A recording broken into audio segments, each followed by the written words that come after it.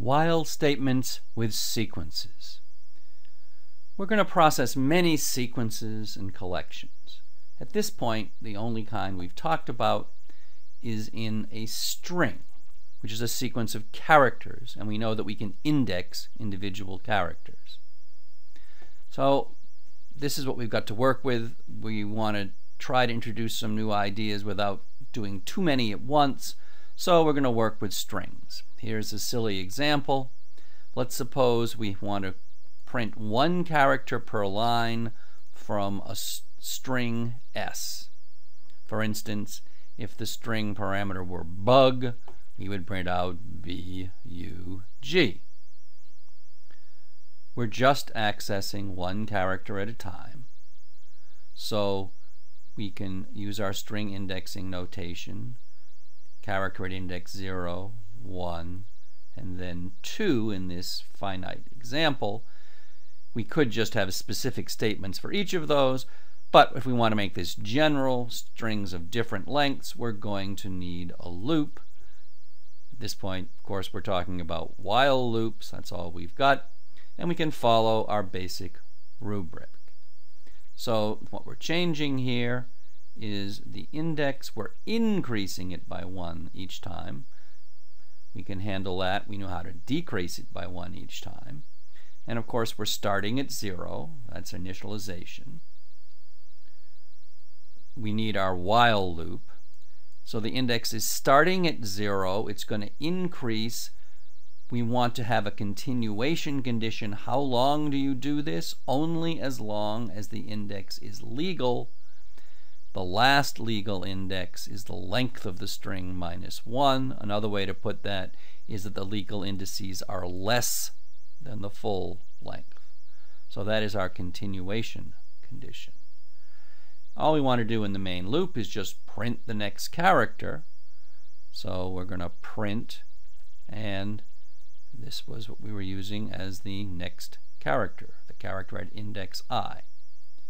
However, remember, the main issue with loops is the next time you go through the loop, you want this line to be written the same but accomplish the right thing, which is with a different character. I needs to advance, and we can write it the way we have before. Calculate I plus 1 and set I to be that value, or we can use a more concise notation that goes way back to C, I plus plus. This is such a frequent operation that we have a very concise symbol for increment the variable I by 1.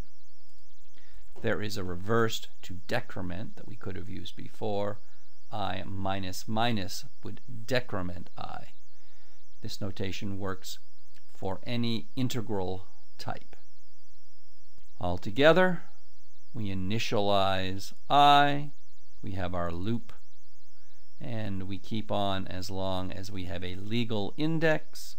We do our main thing, writing the character, and then we get ready for the next time through the loop when we want I to refer to a different character.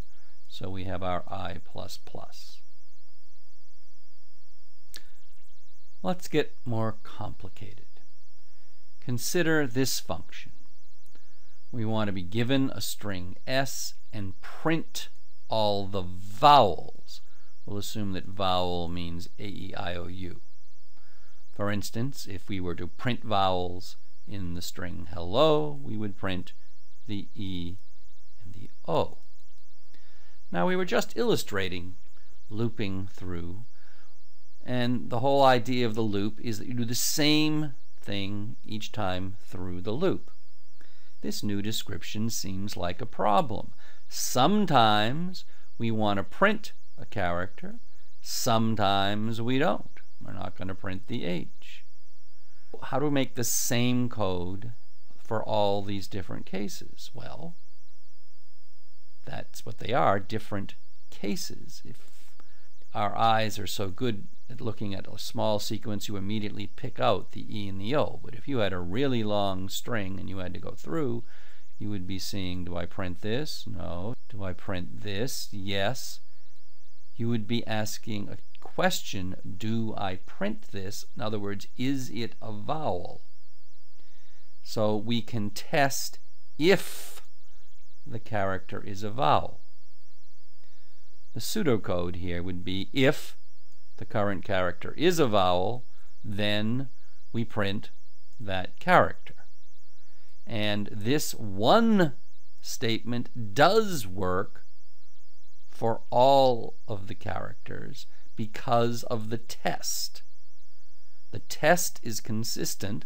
The result of the test is not. We print sometimes and not others. To turn this into good C#, we're going certainly to want a while loop. We also need to convert this pseudocode. There are lots of ways to do this. Here's one to start. There are just 5 distinct things to test. If the character at index I is A, E, I, O, or U, we can make a compound condition. How do we do this? With and or. Well, certainly we don't have a character that's simultaneously A and E. This is certainly or. It could be any one of them. So we get this real mouthful for a condition, but it works. Initialization.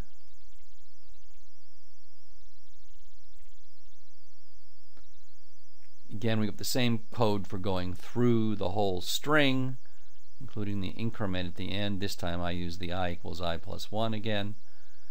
But what's in the middle, what we do with each element of the sequence, here, of course, has its special meaning, to just print the vowels. This is a long condition. Here's a trick for shortening it. We want to know if the current letter is among the characters in this string. We have a test for that. Index of. We can see if this particular character is inside of this string in just one short expression. Now, we don't really care where it is in this expression, but we just need it to be in the expression, which would mean the index is greater than or equal to 0. We can add one more idea here that we haven't seen before. Often we don't care where something is inside of a string. We just want to know if it's in there. And there is another method for strings called contains. That's just a Boolean function that says whether or not a string is contained in another, nothing about where. There is an issue with this compared to our index of. Index of will take both a single character here, or it could take a string. It's overloaded. However, contains will only take a string as parameter, and the ith character of S here is a character. We can use the handy idiom in C# that converts things to a string, blank string plus, and then we generate a string. One other little thing, we may want to allow both uppercase and lowercase letters. One thing we could do is to use to lower. Another is just to make the string, now that we've got this simple expression, include the uppercase letters. And here we would just test if that string contains the string generated from the ith character of S. Here's the slight variation. All of these vowels I give a name, vowels, and use that in the if condition.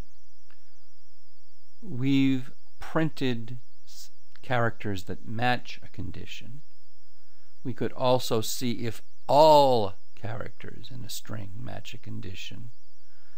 We could again check for being a vowel. More useful is to see if all the characters are digits. This is true false. They are or they're not.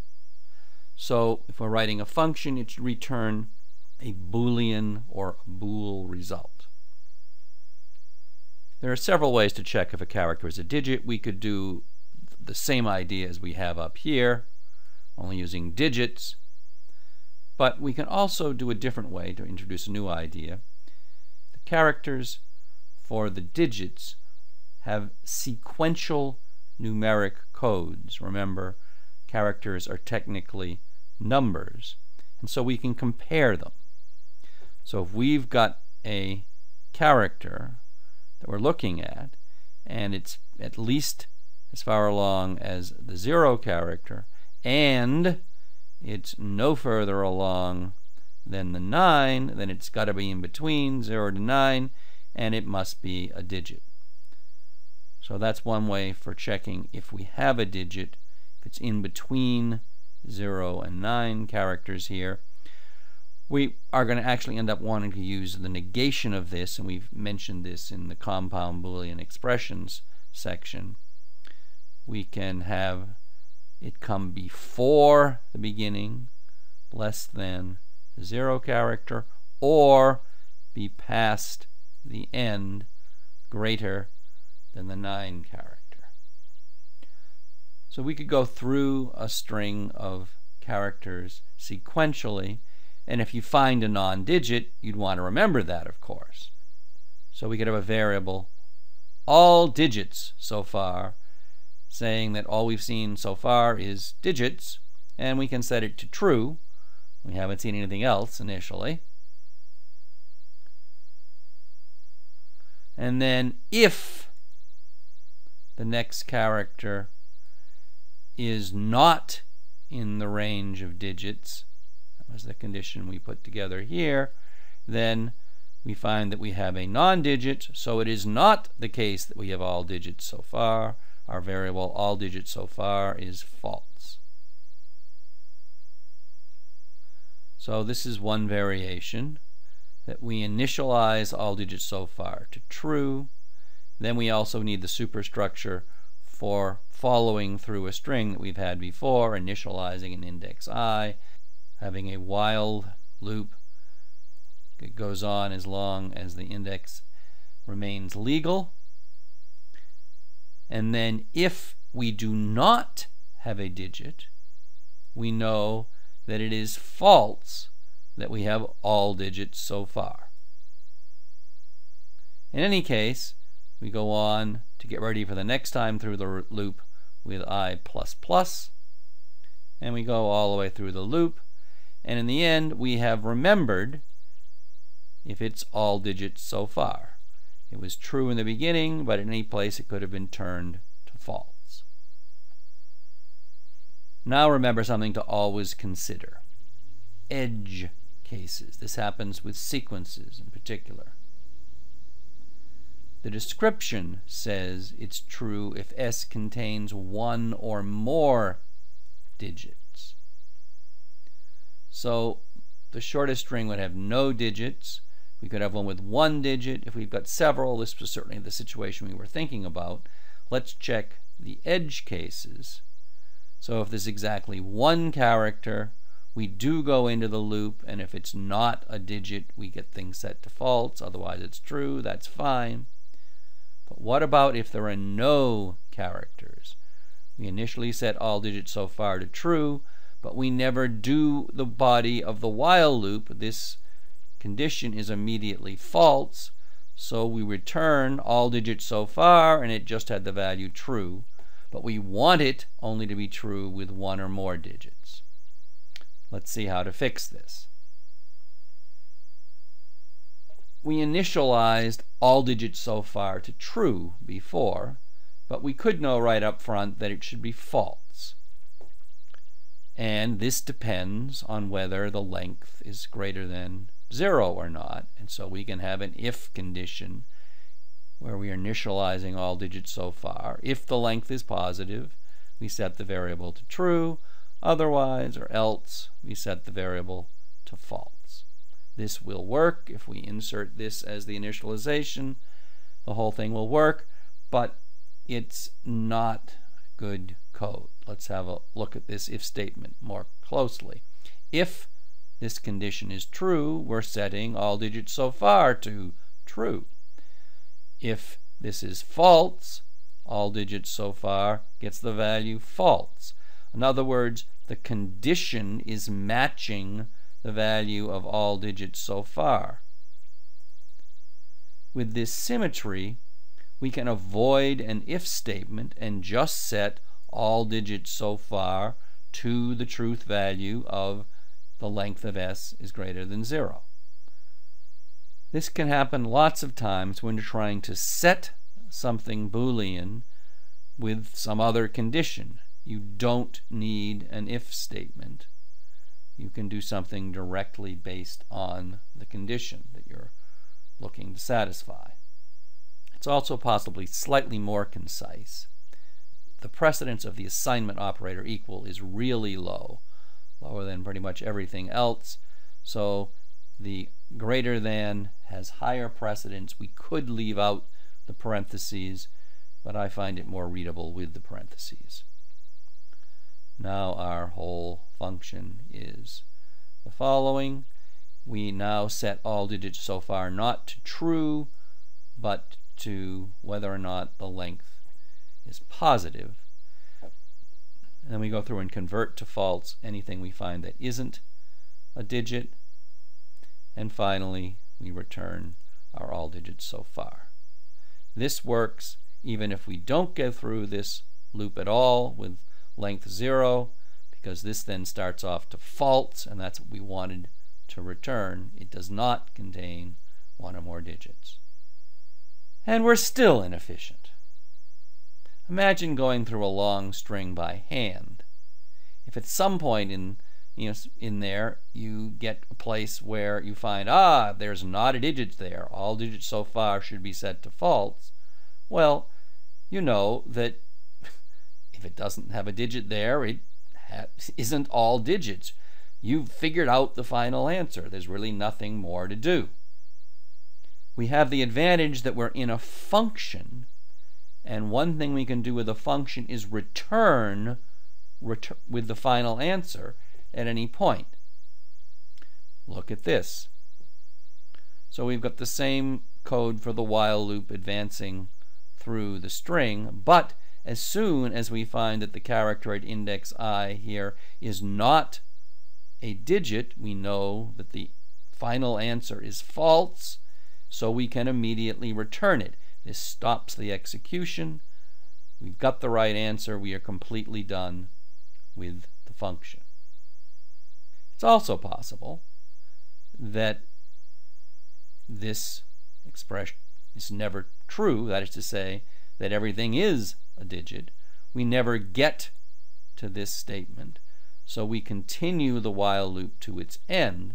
We've got to be careful. What do we do after that? Well, if we never broke out for a non-digit, then we must have all digits, and we want to return true. So we put that after the while loop. Again, we have our check, and we return false right out of the middle of the loop if we find we have a false value. If we get all the way through the loop, it means that we didn't find any non-digit characters, but still we have to have a positive length string to get a true value returned. Otherwise, if it's 0 length, we just get false. We can now check this briefly. Here's the function that we talked about. I've added a main testing program. Here we merely prompt the user for a string, and then we test the string. Since isDigits returns a Boolean value, it's appropriate for a condition in an if statement.